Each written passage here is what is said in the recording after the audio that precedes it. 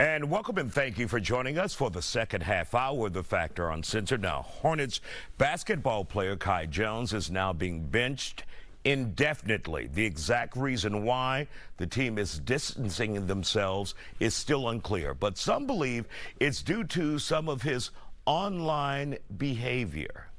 The GOAT time out there? I'm having a GOAT day? I had to do drugs or something. No, man. My greatest days of all time was in the long jump pit, boy. By myself, not a drug, man. I'm about to get traded. I don't think so. And of course, that brings us to our next guest and our next question. At what point can social media become a catalyst for consequences at work? Employment attorney Alfonso Kennard joins us now here on The Factor Uncensored. Obviously, we don't know the full story with Kai at this point, but after that, he disappeared.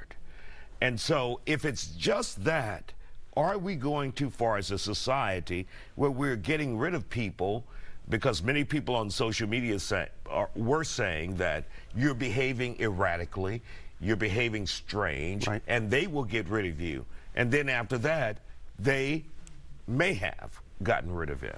Sure. And, you know, we don't know the full narrative, just like we don't know the full narrative of what was going on in that video. And I think just as a culture, not even talking from a legal standpoint, we tend to rush to judgment. My mom always said that if you look, there is typically a logical explanation to most things that may appear unusual or otherwise on the surface. Now, none of us were there. And, you know, if I'm the Charlotte Hornets, I would make sure that their legal counsel is looking at this before they make any premature decisions. Right. We got to remember, folks still have a personal life.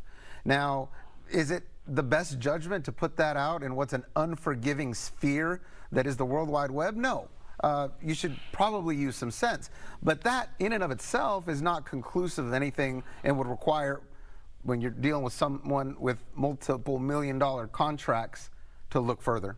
Now, if you're dealing with someone who may have had some mental issues, and we don't know this, but sure, some mental issues or just being a little erratic, that could come back and bite that company in the ass. I mean, it could, depending on the circumstances and what, if you're a peace officer, perhaps that's something that would cause a concern. If you're someone that doesn't have daily interaction with folks, it'd be different. But we got to be careful in the employment context.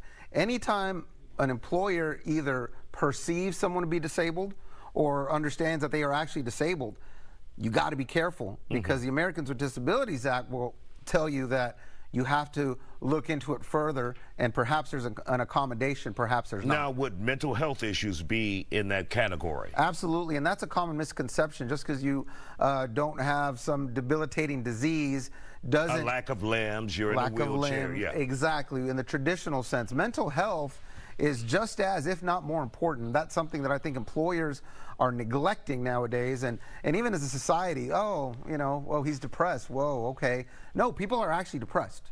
People actually have anxiety. And as an employer, you have to be mindful of these things. They are also covered under the Disabilities Act, and sometimes people just need some help. People just need an accommodation. And, you know, when employers are out there acting like doctors and medical professionals themselves, that's where they get in trouble. And when we talk about individuals and when we talk about companies and social media presence of employees, because most people are on social media, are we becoming too ultra sensitive, and we will get rid of anyone that we feel the public may not like, instead of if they don't do something egregious themselves? But sure, we say the public doesn't like what you did. The public doesn't like that you're dancing on social media. Are companies reacting too fast? I mean, my son might think it's cool. I don't know. But the folks that are in a position of power to make these decisions should tread lightly. And yes, I think, you know, in this culture, the Insta culture, the Facebook culture, everyone's portraying themselves in a certain way.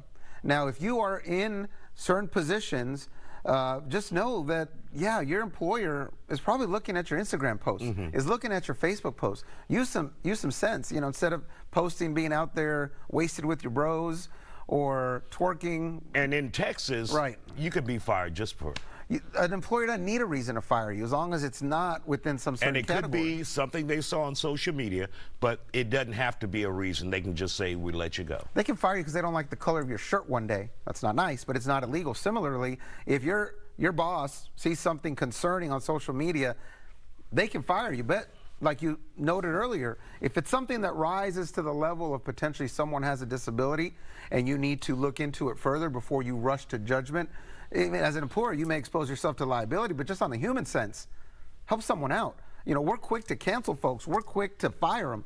But how about have some empathy and see what we can do to help this individual? All right, Attorney Alfonso Kennard, thank you for joining us here on the Friday night.